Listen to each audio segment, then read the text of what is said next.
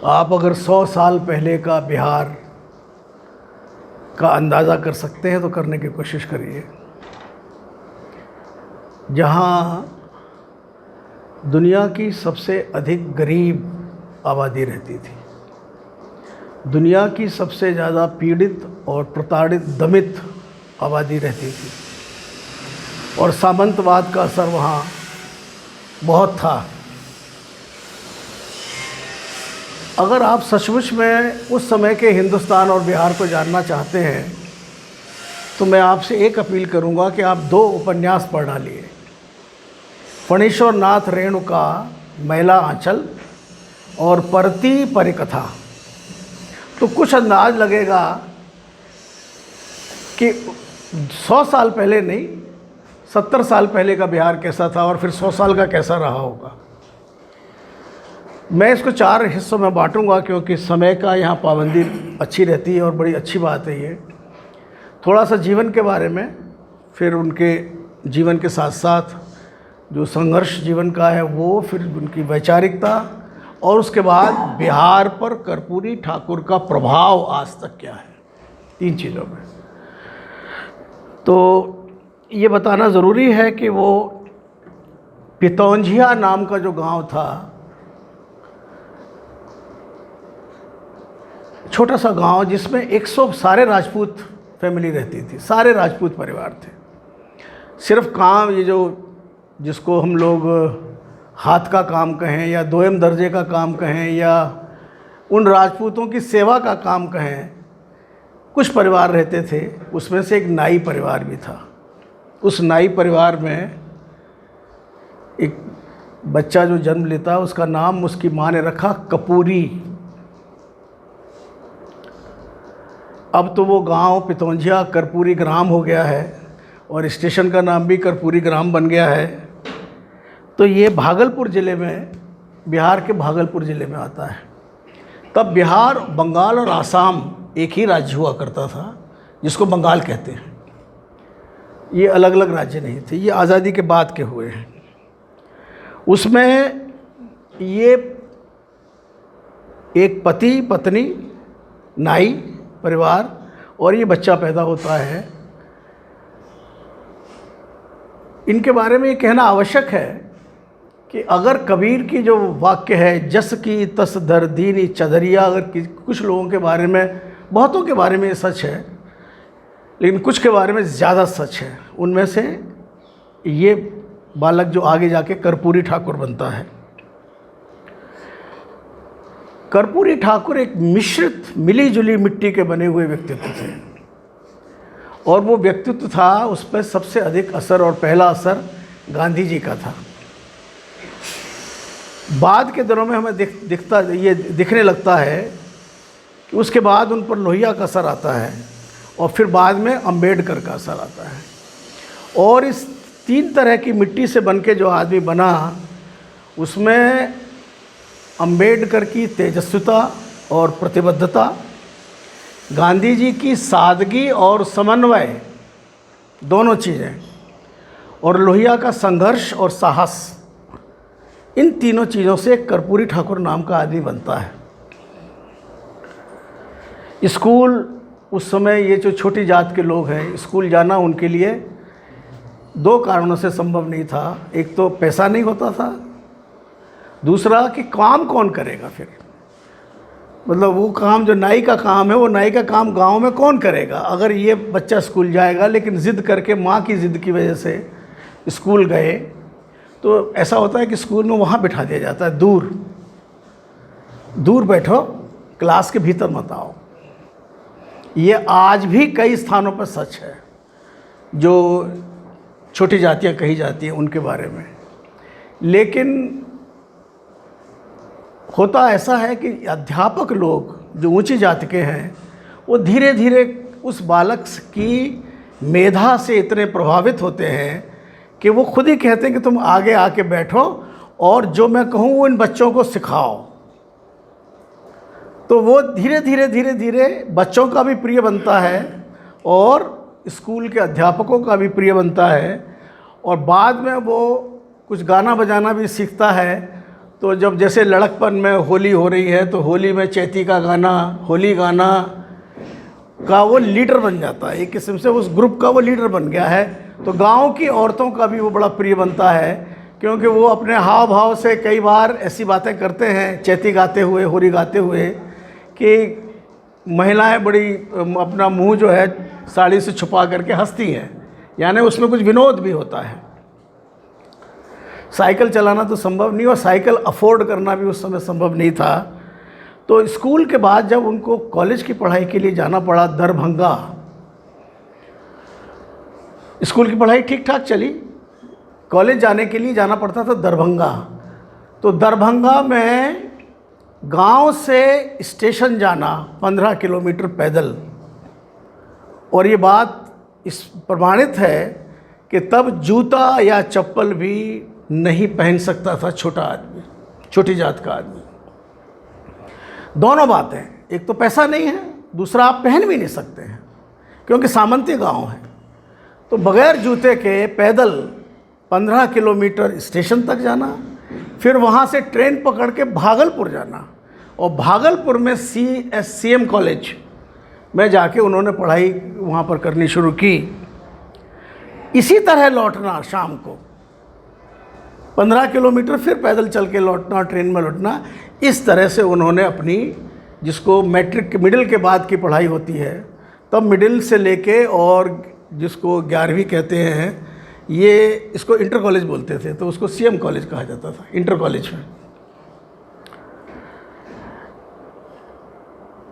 इन्हीं छोटी जातियों में और गरीब जातियों में और गरीब लोगों में सुबह सुबह जो भोजन मिलता है वो रात का बचा हुआ भात, चावल, सब्जी, दाल अफोर्ड नहीं कर सकते हैं, उनके बस का नहीं है, तो वो लाल मिर्च या हरी मिर्च के साथ, नमक की चटनी के साथ भात खाने का, और यही भोजन हमेशा चलता है। सुबह रात का बचा हुआ खाएंगे, और रात को माँ उनको जो दोपहर में बनाया हुआ वो खाने को देती थी, तो सिर्फ चावल और वो मिर्ची की चटनी, ये उनका भोजन होता है। उनका ही नहीं, ये सारी पिछड़ी जातियों का, गरीब लोगों का यही आम तौर पे भोजन होता है, भात। ख़ास तौर पे उस इलाके में जो पूरब के इलाके हैं, मतलब बिहार का है, उड़ीसा का है, बंगाल का है, पूरब के सारे इलाकों में भात खाने का रिवाज है। 1938 में जब वो कॉलेज में जाते हैं तो विचारधाराओं से उनका परिचय होना शुरू होता है। तो उस समय स्टूडेंट फेडरेशन नाम की जो वामपंथी संस्था है, कम्युनिस्ट युवाओं की संस्था, उनको उस कॉलेज का सेक्रेटरी बनाया जाता है, सचिव बन गया। और वहाँ स्टूडेंट्स इलेक्ट करते हैं यूथ लाइब्रेरियन। तो यूथ लाइब्रेरियन भी कपूरी ठाकुर बनते हैं, यूथ लाइब्रेरियन। उसी कॉलेज में एक बार उस ज़माने के जो बहुत बड़े नेता हैं कांग्रेस के भी, क्योंकि तब तक कांग्रेस सारे स्वतंत्रता सेनानियों का एक बहुत बड़ा मंच थी, तो उस CM कॉलेज में एक सभा होती है जिसमें रामानंदन मिश्र,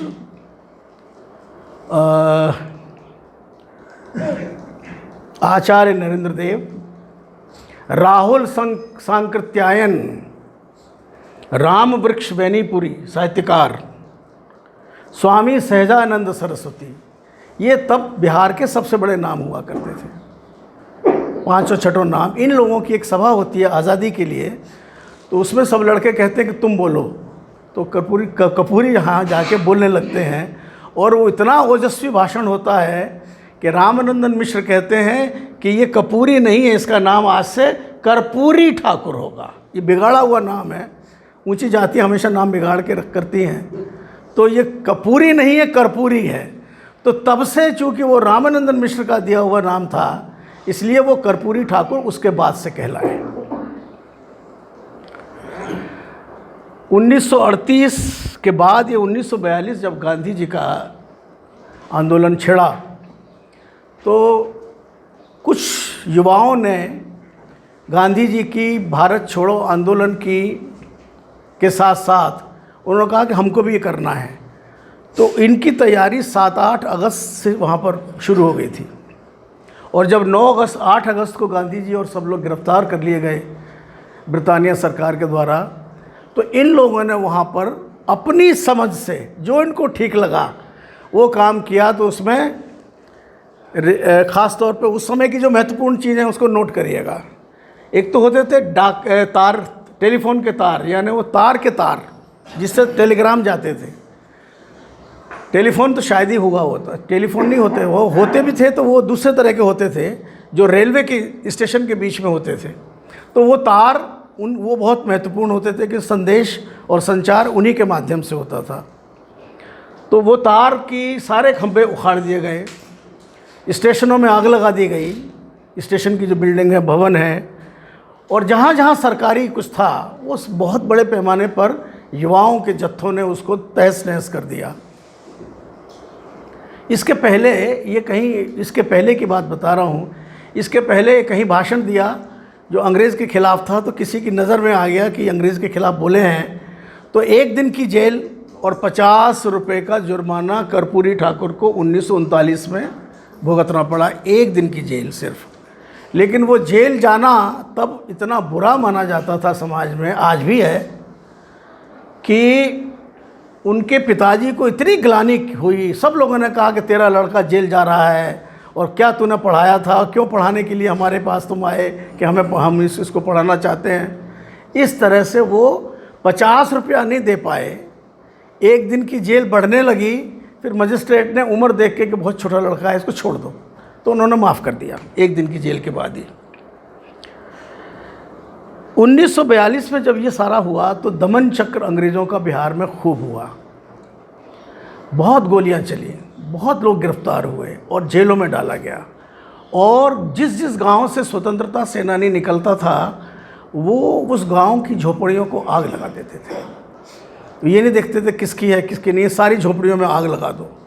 तो बिहार में जो स्वतंत्रता संग्राम का वर्णन है वो अंग्रेज़ों ने, क्योंकि झोपड़ी में आग लगाना बहुत आसान है, और झोपड़ियाँ तब सिर्फ झोपड़ी ही होती थी, फूस की, किसी और चीज़ से नहीं बनती थी। तो आग लगा दी तो पूरा गांव जल गया, क्योंकि सारी झोपड़ियाँ आसपास बनी हुई हैं। कर्पूरी जी उस समय, उसके बाद जब ये दमन चक्र चला तो नेपाल बगल में ही है, पूर्वांचल के बगल में है। और मैं ये उत्तर बिहार की बात कर रहा हूँ, ये सारा का सारा हुआ ये उत्तर बिहार का इलाका है। उत्तर बिहार से लगा हुआ है नेपाल। तो नेपाल में छुप करके और भूमिगत आंदोलन उन्होंने फैलाया, और रात को वो बिहार आते थे, गांव में पर्चे बांटते थे, लोगों से बात करते थे, रात भर जगाते थे, लेकिन सुबह होते होते वो वापस नेपाल चले जाते थे। तो सारी गतिविधि भूमिगत रूप से रात भर में चली। जब दमन चक्र 1-2 साल के बाद कुछ थमा 1944 के करीब, तो ये वापस अपने उसी स्कूल में जहाँ से इन्होंने पढ़ाई की थी प्राथमिक, उस स्कूल में हेडमास्टर बन के आ गए कि मैं गांव में भी रहूँगा लेकिन नज़र से थोड़ा बचा रहूँगा। फिर वही करते थे कि रात में दूसरे गांव में जाकर के जन जागरण करना, आज़ादी की बात करना, गांधी जी की बात करना। और इनके सारे जो सहयोगी थे 3-4, वो भी उसी गांव के स्कूल में रात को रहते थे। तो ये जो सामंतों का गांव है वो ये कैसे बर्दाश्त करता कि यहाँ से सब चल रहा है। और गांव में ज़्यादा देर तक बात छुपती नहीं है, तुरंत पता चल जाती है कि रात में कौन निकला, कितने लोग निकले, कब आ गए। तो एक दिन पुलिस आई है, पुलिस ने 4 लोगों को पकड़ लिया और जेल हुई करीब 28 महीने की। लेकिन उस समय भागलपुर में सेंट्रल जेल होती थी, और लेकिन इतने ज़्यादा लोग जेल में थे कि जेल भर गई थी। तो एक कैंप जेल बनाई गई दरभंगा में, कि ये कैंप जेल नहीं, सॉरी, भागलपुर में ही एक कैंप जेल अलग से बनी, क्योंकि ये कैंप जेल है। लेकिन कैंप में पानी का, शौच का कोई इंतज़ाम नहीं था। तो कर्पूरी ठाकुर, अब तक वो कर्पूरी ठाकुर हो चुके हैं, कर्पूरी ठाकुर ने 28 दिन की भूख हड़ताल की। माफ़ करिए, आज के अन्ना हजारे की भूख हड़ताल और उस ज़माने के गांधीवादियों की भूख हड़ताल में बहुत फ़र्क होता था। तब भूख हड़ताल माने भूख हड़ताल, आज का छोड़ दीजिए, आज भूख हड़ताल जो होती है उसकी मैं बात नहीं कर रहा हूँ। तो 28 दिन की भूख हड़ताल हो, और वो लगभग मरने की नौबत पे आ गए। तब जाकर के कैंप जेल के अधीक्षकों ने उनकी बातों को माना, और वो पानी का, शौच का, अन्य चीज़ों का कुछ इंतज़ाम किया, लेकिन इनको सेंट्रल जेल भेज दिया। सेंट्रल जेल में जाने से ये फ़ायदा हुआ कि उसी दौरान कर्पूरी जी ने विचारधाराओं का जितना पुस्तकों का अध्ययन कर सकते थे किया, जिसमें कांट, हेगल, मार्क्स, गांधी और भी लोग थे। मतलब क्योंकि ये 25 महीने का जो समय मिला ये बहुत अच्छा समय है, और जेल में जो लोग जाते रहे हैं उनको इस बात का अनुभव है कि जेल एक ऐसा स्थान है जहाँ सबसे अच्छा अध्ययन और लेखन हो सकता है। ये बात तरह तरह से साबित है। नेहरू जी की जो प्रमुख किताबें हैं वो जेल में बनी, जेल में ही आई, नहीं निकली। और थोड़ा बहुत अनुभव हमारा भी है, कुछ महीनों का जेल में जगह जगह जाने का, इवन बिहार में जाने का मेरा खुद का अनुभव है। बक्सर ज़िले में जो बिहार की भयानकतम जेल मानी जाती है, सबसे बुरी जेल, कि वहाँ सब लोग एक दिनचर्या से चलते हैं और उसमें अध्ययन प्रमुख रहता है कि हम लोग पढ़ें और फिर बातचीत करें आपस में। यहीं पर 1900 ये बात है 1945 आ गया है 1945 में। तब तक 1934 में कांग्रेस के भीतर एक नई पार्टी का उदय हो चुका होता है जिसका नाम है कांग्रेस सोशलिस्ट पार्टी। और जितने भी उस ज़माने के समाजवादी थे और सोशलिस्ट थे, उन सब ने कांग्रेस के भीतर ही एक पार्टी बना रखी है, कांग्रेस सोशलिस्ट पार्टी, जिसका मकसद है आज़ादी की लड़ाई में तो साथ देना, लेकिन कैसा भारत बनाना है इस भारत के बारे में उनकी अलग राय है। कि वो इनका कहना है कि हम समता के आधार पर, बराबरी के आधार पर ये हिंदुस्तान बनाना चाहते हैं। हमारा विचार ये है, कांग्रेस से उस समय मिलता नहीं था, तो उन्होंने कांग्रेस के भीतर ही गांधी जी के नेतृत्व को मानते हुए और आज़ादी के लक्ष्य को मानते हुए एक नया मंच बना रखा था, कांग्रेस सोशलिस्ट पार्टी। लेकिन जयप्रकाश जी ने ये 1948 में बनाई सोशलिस्ट पार्टी। जयप्रकाश नारायण, आचार्य नरेंद्र देव, रामानंदन मिश्रा, ये सारे जितने बड़े लोग थे, लोहिया, ये करीब 36 बड़े बड़े नाम थे पूरे देश के, यूसुफ मेहर अली, अशोक मेहता, मीनू मसानी। सुभानजी मीनू मसानी तब सोशलिस्ट था, जो बाद में स्वतंत्र पार्टी में गया। तो ये बड़े बड़े नाम थे उस ज़माने के, जो गांधी, नेहरू, पटेल के बाद सेकंड रैंक के लीडर कहे जाते थे कि अगला हिंदुस्तान ये संभालेंगे। तो इन्होंने कांग्रेस सोशलिस्ट पार्टी बनाई। 48 में जयप्रकाश जी ने ज़िद की कि हमको अलग पार्टी बनानी चाहिए, क्योंकि अब भारत आज़ाद हो चुका है, 47 में आज़ादी आ गई। और गांधी जी, मैं इसको कहने में कोई गुरेज नहीं रखना चाहता हूँ कि गांधी जी 1947 के करीब आज़ादी को जो हाल चाल देखा तो कुछ खिन्न होने लगे थे कांग्रेस से, और उनकी अगर चलती या वो ज़िंदा रहते तो मुश्किल से 4-6 महीने में, साल भर में, या जो भी है, वो अपने को कांग्रेस से अलग करके एक अलग रचनात्मक कामों का मंच बनाते, जैसा कि उन्होंने कई बार कहा भी था। नवंबर 1945 में जब रिहा हुए कर्पूरी जी, मैं बीच में कुछ इधर उधर घुस गया, तो उन्होंने फिर पूरे बिहार का जो ये अंचल है, पूर्वांचल, उत्तर बिहार का, इसका गांव-गांव का एक नहीं कई बार दौरा किया, एक एक कार्यकर्ता को पकड़ा, बनाया, दीक्षित किया और उनको विचारों में दीक्षित किया। ये पहली बार हुआ कि जो छोटी जाति के, जिनको नीची जाति बोला जाता था, उनके घरों में से कार्यकर्ता बने और निकले, और उससे कांग्रेस पार्टी का कैरेक्टर बदला, पूरा का पूरा चरित्र। वरना कांग्रेस पार्टी का चरित्र शुरू में तो अंग्रेज वाला था, अध्यक्ष अंग्रेज था, बाद में अपर कास्ट का हुआ, अपर कास्ट के साथ साथ उच्च वर्ग का हुआ, हाई क्लास का हुआ, हाई क्लास, हाई कास्ट। लेकिन धीरे धीरे गांधी जी की उसमें सारा श्रेय है कि गांधी जी ने नीचे से जिन छोटी जातियों को निकाला, उसमें से ऐसे लोग भी निकले जो गरीब थे लेकिन कांग्रेस के नेतृत्व में नहीं पहुंच पाए, नीचे रह गए। उसकी बाद में आगे मैं आपको बताता हूँ। उसी समय की बात है 1942 का, जब ये 43 का आंदोलन चल रहा था, तो मुझे कहीं लेख पढ़ने को मिला, प्रोफेसर प्रलयंकर, हिंदी और संस्कृत में तो बहुत ही ज़्यादा, लेकिन हिंदी की बड़ी एक अजीब बात है कि वो अलंकार के बगैर कोई बात नहीं कर सकते। मतलब भाषा में अतिरेक और अलंकार हिंदी का एक अवगुण है जो संस्कृत में सर्वाधिक है। तो मैं वो बिहार उस समय जो पढ़े लिखे लोग हैं या एकेडमिक्स के लोग हैं, प्रोफेसर प्रलयंकर, उनकी भाषा पे आपको नहीं ले जाता हूँ कि वही मानी है, लेकिन उन्होंने एक जगह लिखा, अंग्रेज़ हिटलरी रक्तशोषी आतंक, लोह टोपधारी नरभक्षी गोरों की काली घटाएं, गली गली नगर डगर पर गोलियों की अंधवृष्टि। आप भाषा मत जाइए, आपसे भी जाइए कुछ समय हो क्या रहा था। संगीनों की चकाचौंध, हत्या लूट, अग्निदाह का निर्बंध आयोजन। अन्य देशभक्तों की तरह कर्पूरी भी भूमिगत खाई खंदक चौर चावर वन बाग नापते रहते थे। उस दिन, एक दिन की बात है, 7वां सूर्य उदय हो रहा था, दहक रहा था। पेट में अखंड भट्टी, कंठ में उबलता रेगिस्तान, नस नस मसकती सी, अंग अंग टूटता सा, संपूर्ण शरीर प्रतप्त ज्वर ज्वलित। सहसा एक नदी दिखी, मकई के कुछ भुट्टे दिखे, तोड़े गए, सब सड़े निकले। लेकिन संयोग था कि पास में ही एक चिता जल रही थी, वही भुट्टे भून कर खाए गए और पेट की आग बुझाई गई।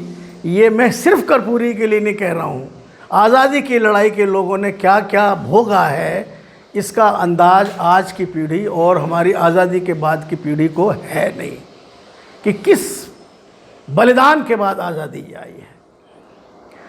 1945 में जब वो पूरे देश में, पूरे बिहार में घूम रहे थे, तो कौन सा एरिया में ख़ास तौर पे घूमे? नेपाल की तराई से लेकर सिंहभूम के जंगलों तक, पश्चिम के कर्मनाशा और घाघरा नदियों के तट से आरंभ होकर पूरब में महानंदा और संथाल परगना के गंगा कछार तक कर्पूरी का नाम व्यक्तित्व की गंध से गरीब अभिभूत हो गए थे। एक तो यह है कि गरीबों को और पिछड़ी जाति के लोगों को बिहार, उत्तर प्रदेश में तो आज भी है, आज भी आप उनके घर जाओगे तो वो आपको बिठाएंगे नहीं, बहुत कम होता है कि वो बिठाएं, तो आपको ऐसी ज़मीन पे बैठना पड़ता है। वो कुर्सी पे या खाट पे बैठे हुए हैं, आप गरीब वहाँ बैठेंगे, और ये संभव ही नहीं है कि वो आपकी बात को सुने, क्योंकि वो समझते हैं कि बात को सुनाना तो हमारा जन्मसिद्ध अधिकार है, इनका कहाँ से आ गया। तो कर्पूरी की पहुंच स्वाभाविक रूप से पिछड़ी जातियों में ही बनी रही। लेकिन मैंने जैसा शुरू में कहा कि उनको समन्वय करना उनको आता था, तो कहते थे कि हम तो ज़िंदगी भर बचपन से ही गाली खाते आए हैं, लेकिन इनके बगैर संभव नहीं है। यानी ऊंची जात और उच्च वर्ग के बगैर देश को एक साथ ले जाना संभव नहीं है किसी एक लक्ष्य के लिए। इसलिए वो जानबूझ करके उनके घरों में जाते थे और जोड़ने की कोशिश करते थे, और उसमें काफ़ी हद तक सफल भी होते थे कि पूरा समाज एक लक्ष्य हो जाए। मैंने बताया कि 1938 में आचार्य जी, जयप्रकाश, पटवर्धन जी, यूसुफ मेहर अली, सब ने नई सोशलिस्ट पार्टी बनाई। कांग्रेस सोशलिस्ट पार्टी ख़त्म करके सोशलिस्ट पार्टी बनी। कर्पूरी जी बिहार पार्टी के सेक्रेटरी हुए। 1948 से लेकर 1952 तक, जबकि संविधान बन रहा है, आज़ादी आ चुकी है, वो जगह जगह हर ज़िले में जा कर के छोटे छोटे ऐसे गांव जहां ज़मींदारों ने गरीब लोगों की ज़मीनों को अतिक्रमण करके कब्ज़ा कर लिया है, उनके खिलाफ आंदोलन किया और ज़मीनें छोड़ा के वापस दिलवाई। एक तो आज़ादी का असर, इसको हम ऐसा नहीं आंक सकते कि आज़ादी का कोई प्रभाव नहीं पड़ा, आज़ादी का प्रभाव पड़ा। और फिर जब वहाँ मैदान में जा कर के सैकड़ों की तादाद में, हज़ारों की तादाद में आंदोलन होता है, तो जो पुराने सामंत हैं उनको थोड़ा डर भी रहता है कि नई सरकार आ गई है, तो जगह जगह ज़मीनें छोड़ी गई। और लोग बताते हैं कि हज़ारों एकड़ ज़मीन कर्पूरी जी ने इस तरह लड़ के, झगड़ा करके, आंदोलन करके और गरीब लोगों को वापस कराई।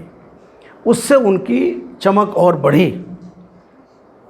1952 आ गया, पहला चुनाव, आज़ादी के बाद का पहला चुनाव। गांधी जी के उत्तराधिकारी के रूप में नेहरू जी की कांग्रेस। आज उसका अंदाज़ करना मुश्किल है कि नेहरू जी की चमक कितनी थी। और वो कितने बड़े नायक थे उस समय, क्योंकि वो सब जानते थे कि गांधी जी ने इनको सौंप दिया है देश।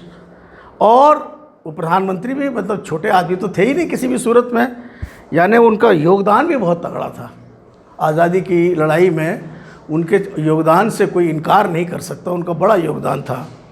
तो कांग्रेस पार्टी के लिए स्वाभाविक रूप से लोगों में एक इच्छा थी कि कांग्रेस पार्टी ही आनी चाहिए।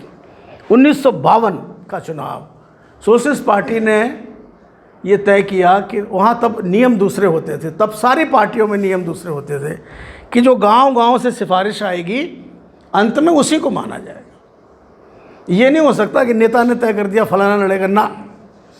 अगर गांव से सिफारिश नहीं है या ब्लॉक से सिफारिश नहीं है या सब मिलाकर के उस विधानसभा लोकसभा क्षेत्र से सिफारिश एक नाम की नहीं है या दो नामों की है, तो दो में से फिर तय करते थे कि कौन ठीक रहेगा। तो सब ने कहा कि आपको चुनाव लड़ना है। तब विधानसभा क्षेत्र का नाम था ताजपुर, जो आजकल समस्तीपुर में है। ताजपुर में जब पार्टी ने तय किया कर्पूरी तुम चुनाव लड़ो, तो उन्होंने कहा देखो मेरे पास तो 2 कौड़ी नहीं है फूटी, में तो रोज़ क्या खाता हूँ इसका कोई ठिकाना नहीं है। तो मुझसे अगर कोई पैसा मांगेगा, ये पैसा मांगने का चलन पहले चुनाव से शुरू हो चुका है, तो मैं उसी क्षण चुनाव से हट जाऊंगा। तो पहले तो तैयार नहीं हुए, लेकिन एक योगेंद्र नाथ शुक्ल के क्रांतिकारी हुए हैं बिहार में। लेकिन उनकी एक खासियत या एक बुराई ये थी कि वो गाली बहुत देते थे बातचीत में, और चूँकि सब उनकी बड़ी इज्जत करते थे तो इज्जत के नाते चुप रहते थे, लेकिन गाली के बगैर एक वाक्य पे 3 गाली होगी। तो उनको खबर लगी कि चुनाव लड़ने को तैयार नहीं है कर्पूरी, तो उन्होंने कहा कि मुझे ले चलो उसके पास। तो उन्होंने इतनी गाली सुनाई, इतनी गाली दी, और उनकी इज्जत बहुत थी क्योंकि वो बड़े बड़े क्रांतिकारी थे योगेंद्र शुक्ल। तो उन्होंने कहा मेरी एक शर्त है कि मुझसे कोई पैसा नहीं मांगेगा। उन्होंने कहा ठीक है। सब लोग तब चंदा इकट्ठा हुआ, 1 आना 2 आना। 1 आना माने रुपए का 16वां हिस्सा, 16वां हिस्सा 6 पैसे। 1 आना 2 आना, 1 आना 2 आना। सबसे बड़ा चंदा जयप्रकाश नारायण जी की पत्नी ने दिया, प्रभावती जी ने, 5 रुपया। वो सबसे बड़ा चंदा था।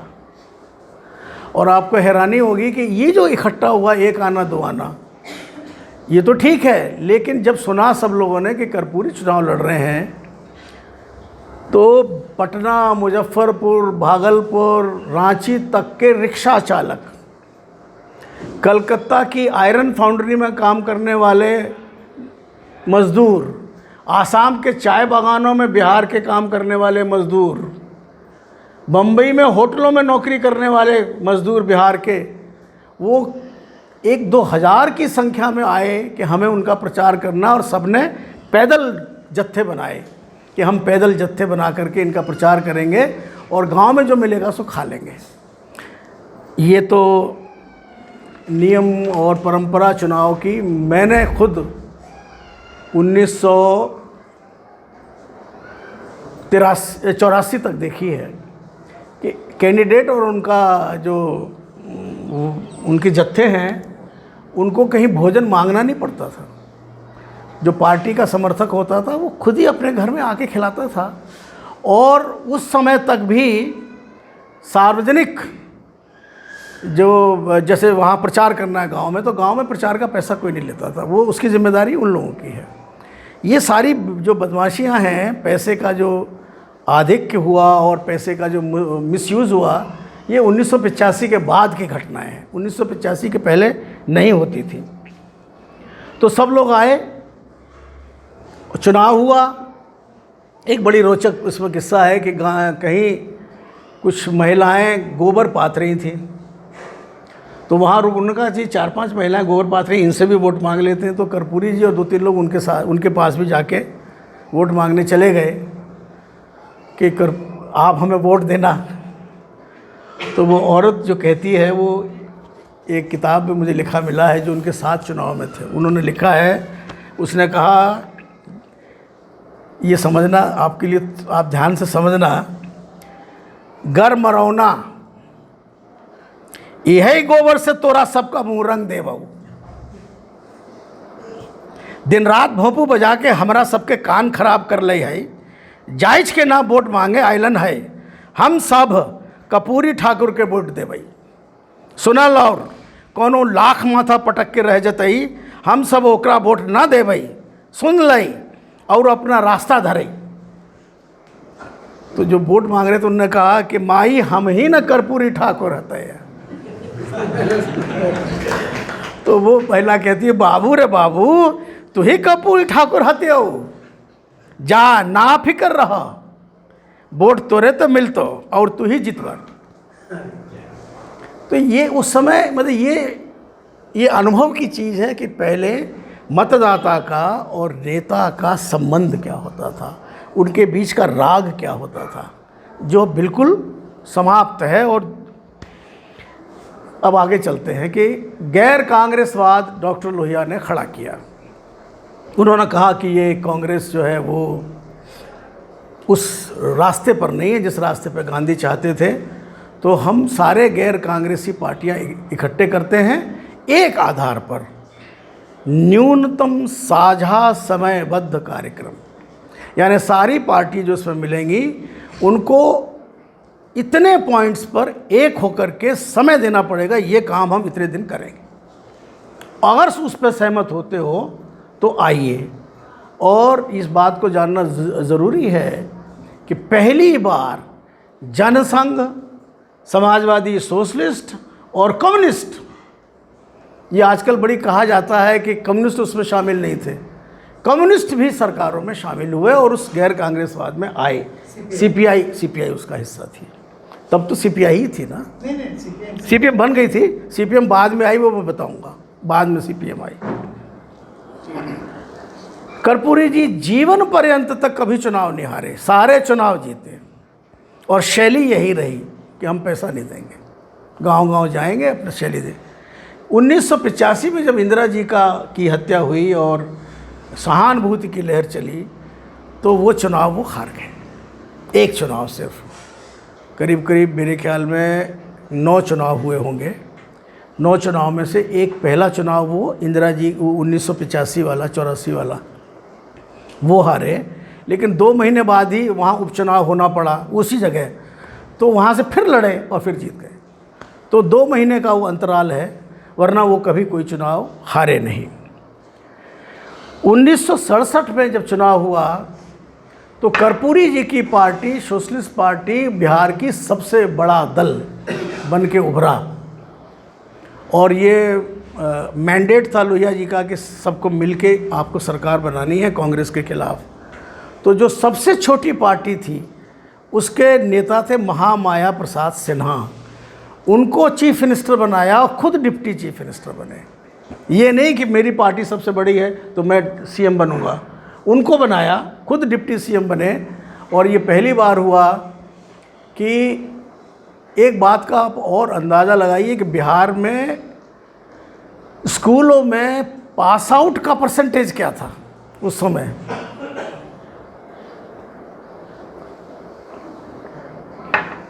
अधिकांश बच्चे फेल होते थे, अधिकांश। लड़कियां तो बहुत ही कम जाती थी, उनका पास परसेंटेज तो 6-7% भी नहीं था। लड़कों का 18%, 17% टोटल। और एक ही कारण था कि बिहार जैसे या किसी भी राज्य में, बिहार के बारे में नहीं पूरे हिंदुस्तान के बारे में सच है कि अंग्रेजी अनिवार्य विषय है, उसमें पास होना अनिवार्यता है। तो 1967 में कर्पूरी जी ने अंग्रेजी की अनिवार्यता को ख़त्म किया। नतीजा ये हुआ कि गांव-गांव से बच्चे पास होने लगे और बड़ी संख्या में शिक्षा का प्रसार हुआ एक कदम से कि अंग्रेजी की पास होना अनिवार्य नहीं है।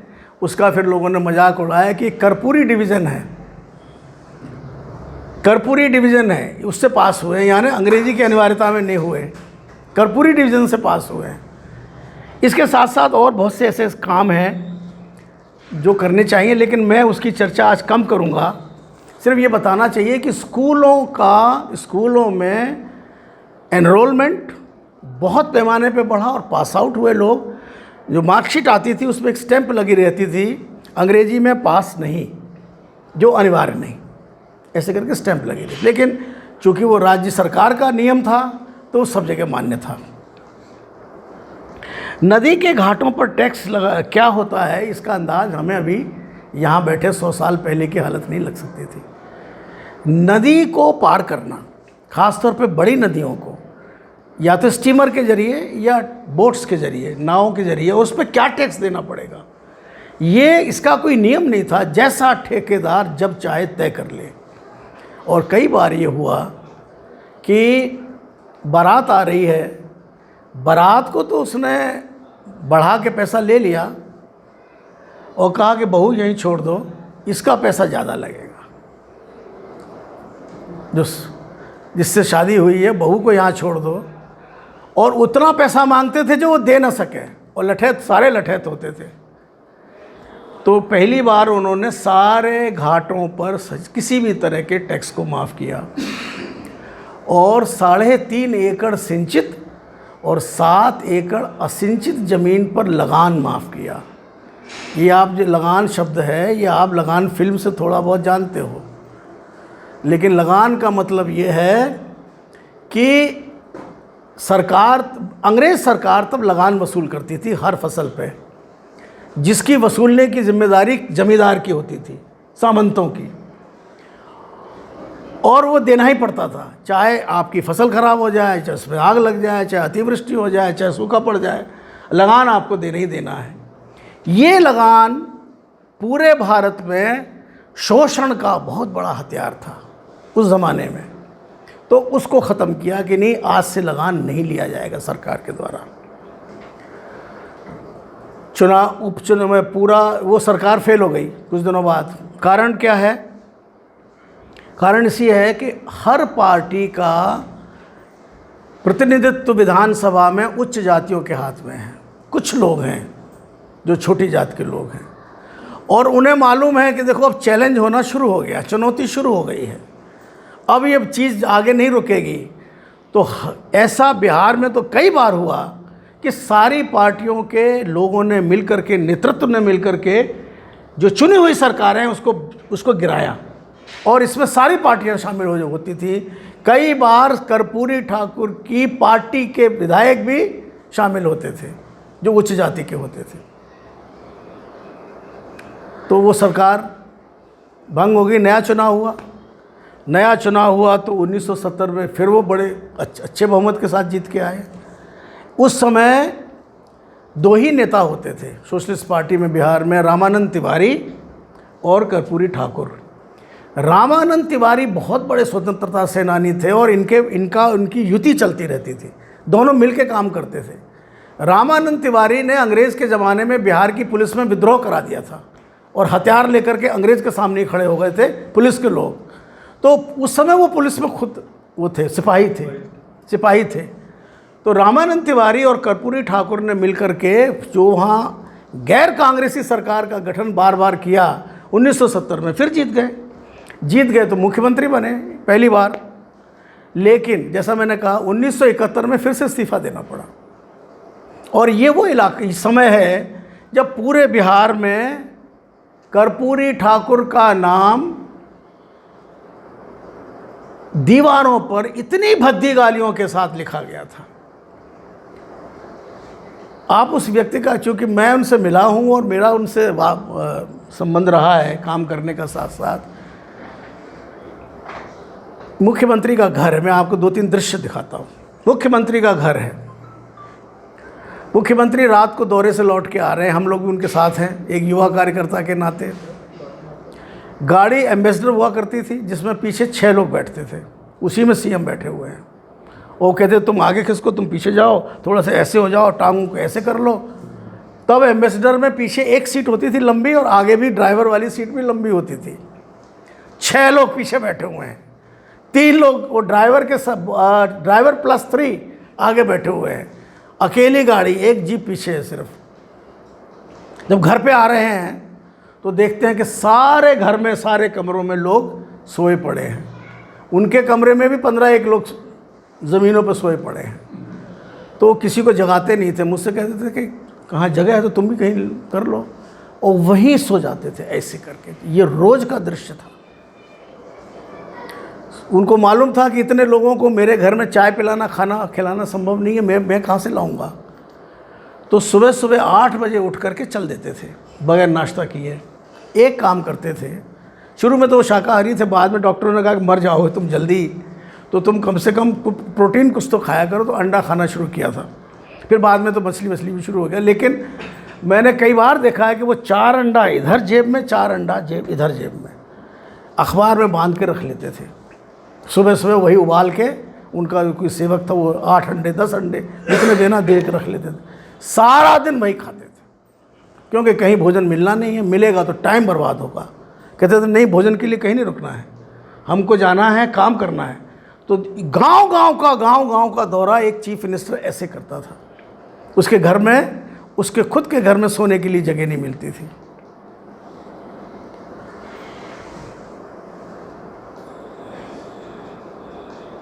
उन्नीस 1971 में जब इस्तीफ़ा हुआ, उसके बाद जयप्रकाश नारायण जी इंदिरा जी से नाराज़ हुए कई बातों को लेके, क्योंकि बिहार की सरकारों में भ्रष्टाचार बहुत फैल गया था। सभी जगह था, लेकिन बिहार में कुछ ज़्यादा ही था। तो एक जो जयप्रकाश जी चाहते, युवा आंदोलन, छात्र आंदोलन खड़ा हो, तो उन्होंने कर्पूरी जी समेत कुछ लोगों को साथ लिया और पूरे बिहार में आंदोलन की हवा बनाई, जो कि इतनी दूर तक गांव-गांव में फैल गया कि विधायकों को मजबूर होकर इस्तीफ़ा देना पड़ा। लेकिन ये मजबूर होने के पहले ही कर्पूरी ने अपने विधायक पद से इस्तीफ़ा दिया, जिससे कि और लोग भी बाध्य हों। तो अपोजिशन के ज़्यादातर लोगों ने इस्तीफ़ा दे दिया था। इस्तीफ़ा देना और ऐसी विधानसभा या लोकसभा बनानी जिसमें विपक्ष ना हो, ये प्रतिरोध का एक बहुत बड़ा हथियार है, जिसको आज का विपक्ष सीखना नहीं चाहता है कि ये आप इसमें क्या धरा है कि आप कुछ दिनों के लिए भत्ता ले रहे हो लोकसभा का, छोड़ के बाहर आओ सड़क पर। तो वो जो कर रहे हैं लोकसभा में या विधानसभा में, वो अर्थहीन हो जाएगा, उसकी कोई सैंक्टिटी नहीं रहेगी। जयप्रकाश जी के कहने से ये सब हुआ। जेपी मूवमेंट चला सन 74 तक। उसी दौरान मेरी वहाँ गिरफ्तारी हुई बक्सर में, बिहार में। लेकिन तुरंत जैसी इमरजेंसी जिस दिन डिक्लेयर हुई, उसी दिन वो लोग फिर से नेपाल चले गए, क्योंकि उनको पुराने कॉन्टैक्ट्स थे नेपाल में इसके भूमिगत काम करने के, अंडरग्राउंड काम करने के। वहाँ से चेन्नई, वहाँ सिर्फ उस समय आपातकाल के समय सिर्फ 2 ही राज्यों में गैर कांग्रेसी सरकारें थीं, गुजरात और मद्रास। मद्रास में डीएमके की सरकार थी, करुणानिधि चीफ मिनिस्टर थे, और गुजरात में बाबू भाई पटेल चीफ मिनिस्टर थे, जो कि संयुक्त विपक्षी मोर्चा के चीफ मिनिस्टर थे, बाबू भाई पटेल। तो इन 2 राज्यों में सिर्फ इमरजेंसी का कहर नहीं था, यही 2 राज्य थे। तो कर्पूरी जी और कुछ खास 3-4 नेता थे जो इमरजेंसी में अंडरग्राउंड हुए, उसमें से जॉर्ज फर्नांडिस भी थे और कर्पूरी ठाकुर थे। और हम लोग कोशिश करते थे, मैं भी अंडरग्राउंड था उस समय दिल्ली में, तो हम लोग कोशिश करते थे कहीं इनसे कुछ कांटेक्ट बन जाए किसी तरह से, तो बातचीत को थोड़ा आगे, मतलब उस आंदोलन को आगे बढ़ा सकते हैं। उसी समय की बात है,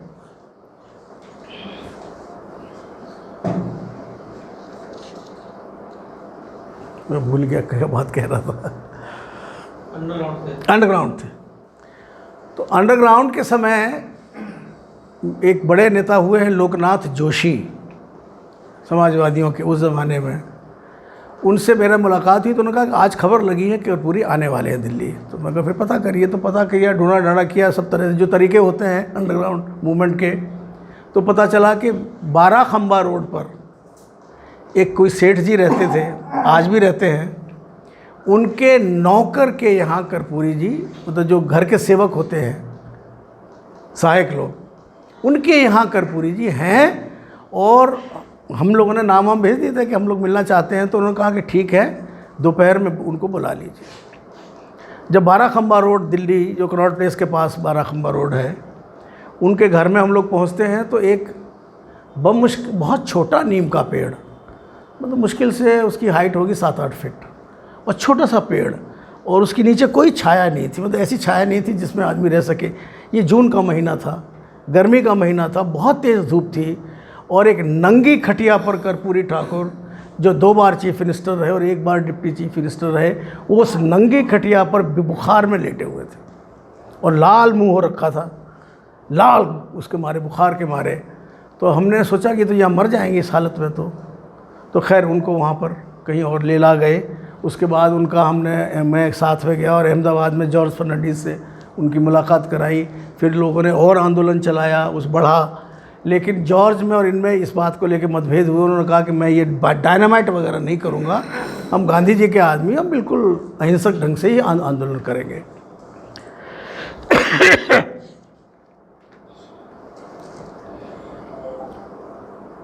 उस समय का एक, मैं आपको, जब वो चीफ मिनिस्टर थे, तो एक आंखों देखा हाल और बता दूं, उसके बाद इसको वाइंड अप करेंगे किसी तरह से। इंडिया टुडे में ये पूरा किस्सा छपा है। इंडिया टुडे की टीम, एक बार मैं और इंडिया टुडे के कुछ पत्रकार पटना पहुंचे हुए थे, तो ये तय हुआ कि कर्पूरी जी के साथ दौरे में चलना है, जैसे होता है ना, दौरे में जाकर रिपोर्टिंग करनी है। तो उसी समय खबर लगी कि उनके पिताजी की, कर्पूरी जी के पिताजी की तबीयत बहुत ख़राब है, और उन्होंने कहा है कि एक बार उसको बुला लो, मैं उसका मुंह देख लूँ, जैसा कि गांव के बूढ़े लोग कहते ही हैं। तो उन्होंने कहा ठीक है, हम गांव चलेंगे, उसके बाद लौट के शाम को लौट आएंगे, करेंगे। लेकिन उनके पिताजी की तबीयत इतनी ख़राब थी, तो वो पिताजी से मिलेगा कि मैं फिर निकल जाऊँ या क्या करूँ। उन्होंने कहा नहीं, पहले गाँव की हजामत नहीं बनी है 2-3 महीने से, तुमको गांव की सेवा करनी पड़ेगी पहले, बाद में निकलोगे पटना। तो कर्पूरी जी अपने पिताजी का वो डिब्बा लेके, जो गांव में हजाम नाई सबकी हजामत करता है, अब वो डिब्बा लेके वहाँ पर हर घर में गए, सबकी हजामत की, शेव किया या मुंडन किया, जो भी करते हैं। और गांव का एक एक राजपूत बड़े अहंकार से कहता रहा, ए कपूरिया, अब हमारा नंबर बा, इधर आओ, अब हमारा करो। और जस्ट इमेजिन कि वो सिर्फ पिता के अपने काम को पूरा करने के लिए वहाँ 3 दिन तक गांव की हजामत करते रहे, एक chief minister, sitting chief minister. और ये पूरा रिपोर्ट हुआ इंडिया टुडे में, अखबारों में भी आया। और हमको उन्होंने वापस कर दिया कि तुम क्या करोगे गांव जाकर, तुम ये रहो, हम लौट के आते हैं अभी। तो ये सब बाद में हमें पता चला कि ऐसा ऐसा हुआ। ये उनका भाई जो था, एक भाई उनका छोटा है, इनके पास, खैर इसको मैं क्या टाइम ये है 10 मिनट।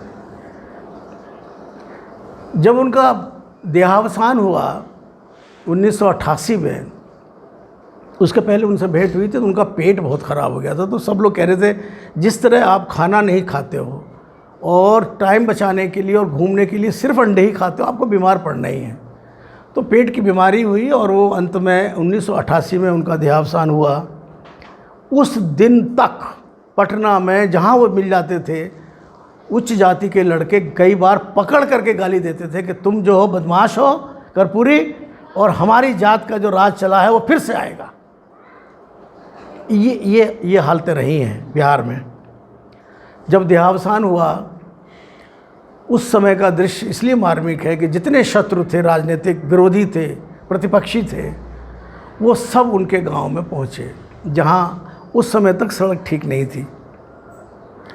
और कौतूहलवश पत्रकार लोग भी थे और लोग भी थे, तो उन्होंने जाके देखा कि देखे तो सही कि घर कैसा है।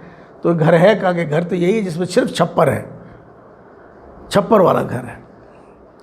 तो कई लोगों ने, तो एक पत्रकार ने जाके पूरी रिपोर्टिंग की कि क्या क्या घर में है। तो मिट्टी की उनके घर में पैतृक 2.5 एकड़ ज़मीन थी जो अंत तक रही, वो बढ़ी नहीं। मिट्टी की हंडियाँ 2-3 थीं, कुछ मिट्टी के ही और बर्तन थे। मसाले के नाम पे सिर्फ नमक और हल्दी और मिर्च थी, 3 चीज़ें। 2 या 3 थालियाँ थीं, 2 लोटे थे, 2 फुलही गिलास। फुलही गिलास का मतलब कांसे के गिलास, उसको फूल के बर्तन बोलते हैं ना, फुलही गिलास। एल्युमिनियम का एक डेगचा और एक डेगची।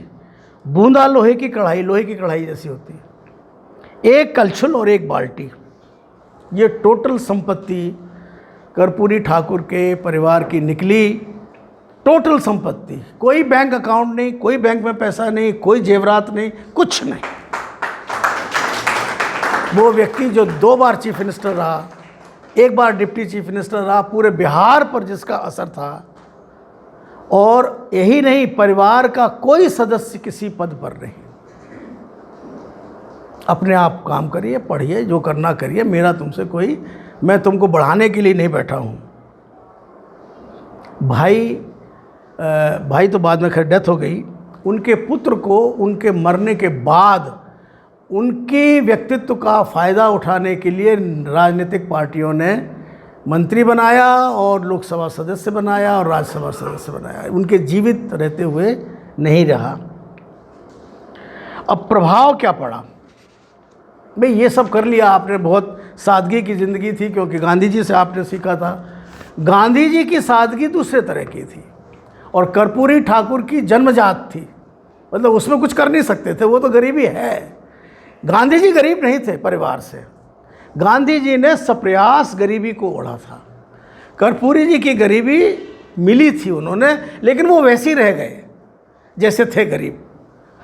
असर क्या पड़ा? असर ये है कि उन्होंने जो राजनीति खड़ी की बिहार में, उसका मुख्य आधार था जो गरीब जातियां हैं। ये जो महादलित का शब्द है, ये नीतीश कुमार का नहीं है, ये कर्पूरी ठाकुर का शब्द है।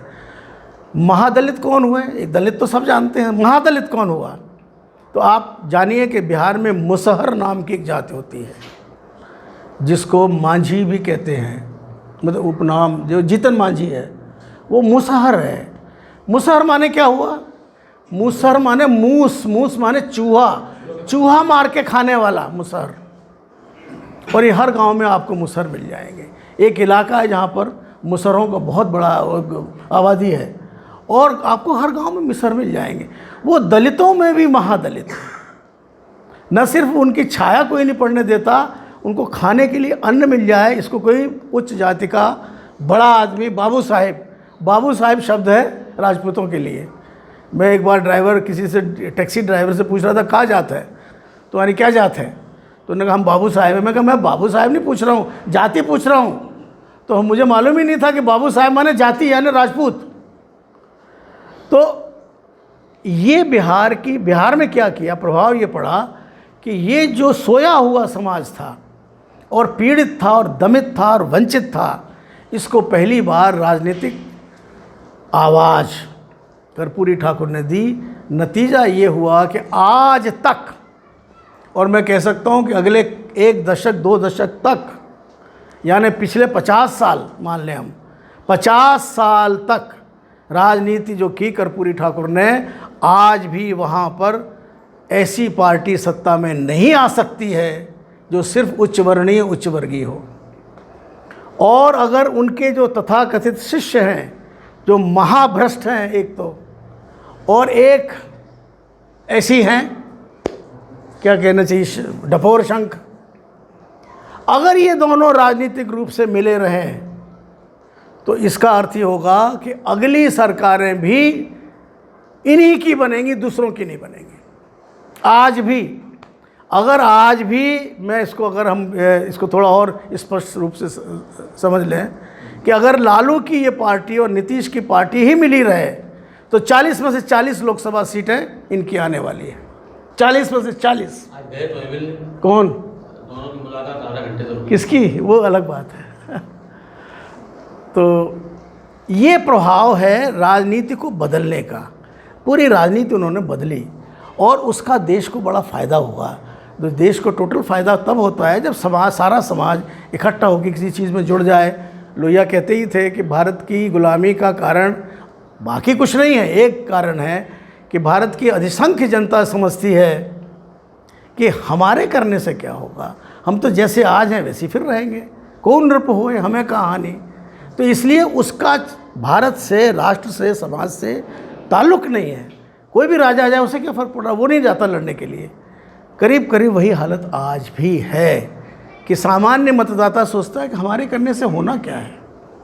इसलिए मैं पवन जी को बहुत साधुवाद देना चाहता हूँ कि वो ऐसा मौका दे रहे हैं कि हम उन लोगों को भी याद करें जो कभी याद नहीं किए गए। आप बिहार के जो लोग नहीं हैं वो कर्पूरी ठाकुर को जानते ही नहीं हैं कि कौन था, कैसा था, क्या था।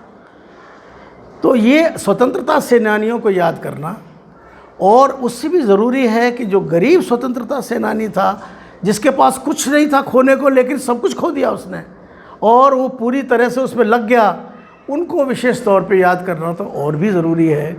और ऐसा समाज हम बनाएं जिससे कि ये जिसको हम जो जन्म से जो चीज़ें मिलती हैं वो हमें उस एक क्या कहना चाहिए, एक बुराई के रूप में न मिलें, और हम सब पूरे लोग एक साथ मिल कर के अपने लिए काम करें। तो एक थोड़ा सा मैंने आज सोचा कि एक आपको मोटी मोटी बात बता दूं।